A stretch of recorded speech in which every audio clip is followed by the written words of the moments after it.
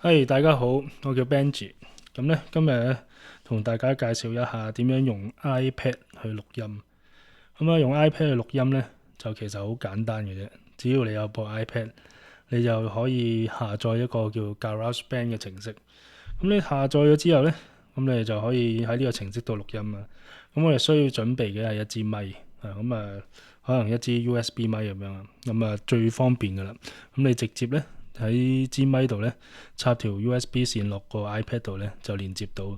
我哋仲要插多一個耳機啊。呢個耳機咧就用嚟聽翻你所有聲啊。包括你自己支咪同埋 iPad 裏面會播放嘅聲啦。即係就算你睇 YouTube，你都可以插住呢個 headphone 睇 YouTube 都得嘅。冇乜所謂。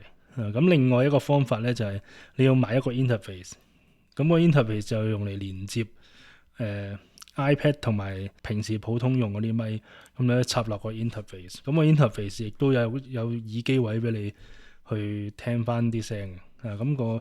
咁所以咧呢支 USB 嘅即係咪咧就已經係包含咗 interface 加埋咪噶啦。所以對一般人嚟講咧，想最方便咧就係莫過於咁樣啦。同埋咧如果你想兩樣都有咧，可以即係唔好淨係 USB 嘅。其實喺 Shure 裏面咧都有一支叫MV7 嘅咪咧，佢同時係可以好似普通嘅咪咁插條咪線又得，又或者你可以再插 USB 落個 iPad 度，咁變咗兩用啦。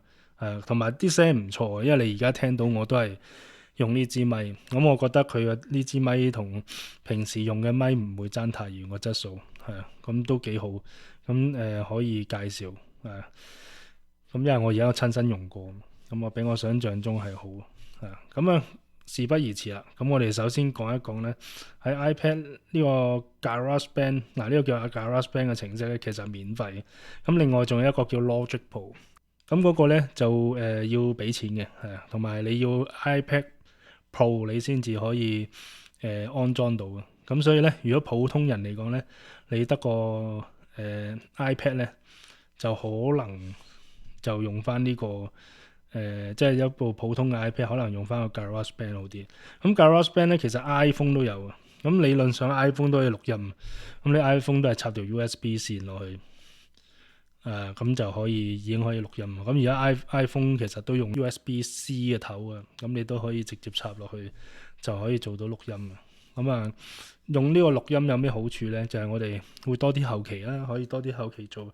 平時嗰啲咩唱歌 Apps 嗰啲錄完就係教好少嘢，亦都冇得分段錄。我哋用呢個 GarageBand 已經可以分段錄下。大家見到個版面。我首先 import 咗個首歌入去先啦。譬如我唱一小段啦。呢個浮誇嚟嘅呢個，不過唱開頭啦，應該唔難唱。我哋咧就可以試下咯。play 咗之後咧，撳錄音掣咁樣。有人問我，我就會講，但是無人來。我期待到無奈，有話要講，得不到裝載。係啦，我哋淨係錄兩句。錄完兩句之後咧，我哋就可以聽翻啦。聽一聽咯。我 playback 嗰陣時咧，可以加翻啲效果。你見到呢個我哋呢個版面咧，係有壓縮啊，有人聲禮堂咁，呢啲都可以一路喐佢。你教人聲禮堂咧，就係一個即係好似平時嗰啲卡拉 OK 嗰啲叫 echo 啊。其實我哋實際上叫 reverb 嘅，唔應該叫 echo 嘅。echo 係叫回音嗱。我哋壓縮啊、compressor 音質啊呢啲，即係啲高音低音咧，即係可能會有啲係偏尖少少嘅，或者偏低音少少嘅。呢啲可以教。音調控制都係咁上下啦。我哋試下聽下咯。咪出翻呢個版面。我哋可以 play 咁。你見到我哋呢嚿嘢咧，就係啱啱錄咗嗰兩句，咁就係咁樣。有人問我就會講，係啦，咁好勁喎，咁好勁咧，我哋就可以較細個啦，人聲禮堂。我個音質我想偏高音少少嘅。如果你較多啲高音咧，就冇咁混濁，聽下咯。但是無人來，我期待到無奈有話要講，得不到裝載。係啦，咁我哋呢度可以教啲做少少後期啦。咁其實後期咧都唔係局限於呢個位置。咁咧，我哋好多地方都會教到。譬如我哋撳呢個咧，你又見到咧，我哋呢度都有一個壓縮器。咁個壓縮器就係嗰個 compressor。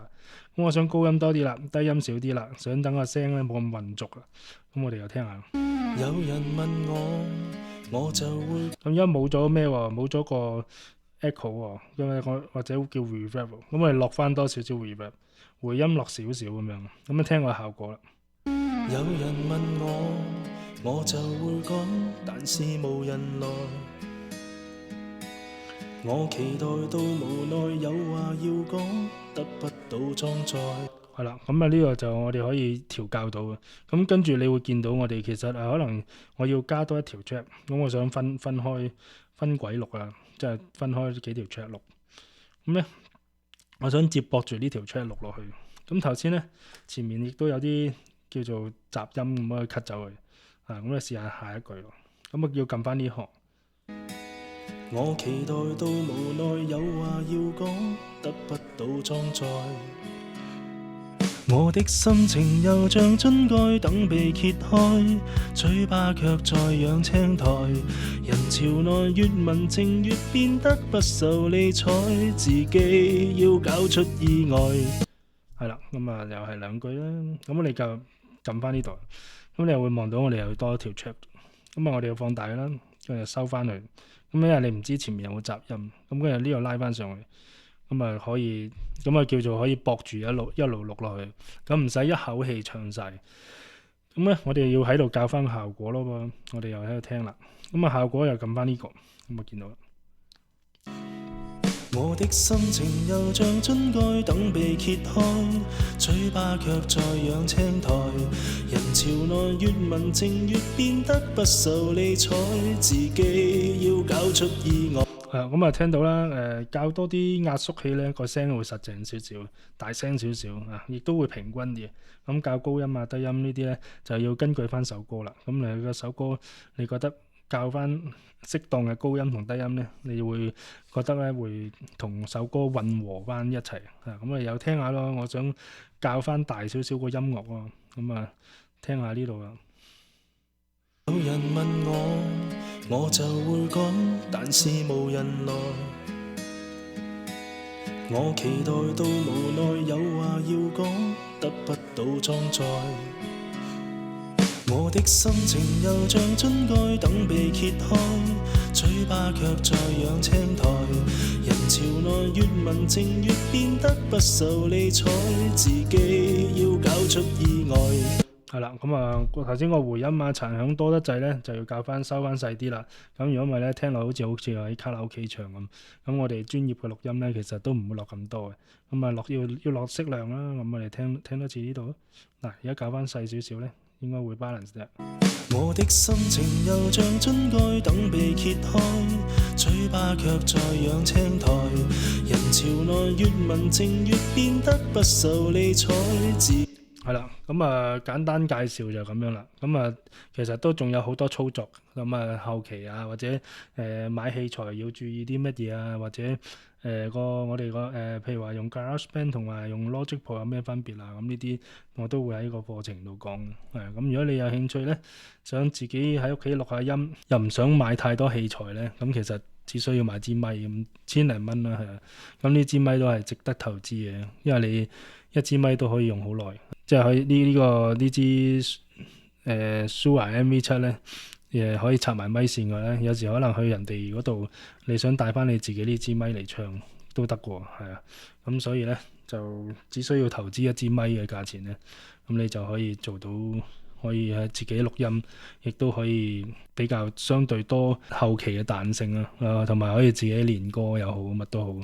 係啦，咁啊，如果有興趣報讀我課程咧，咁我哋都有一個 online 嘅課程，咁啊為期4堂，咁會教你點樣錄音啊，即係認識下呢個界面嘅操作啊，咁做下啲後期啊咁樣咯。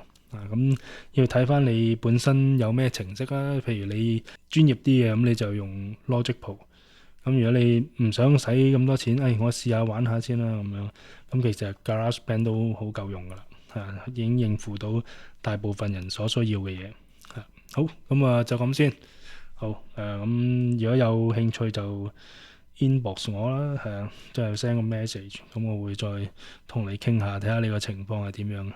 好，拜拜。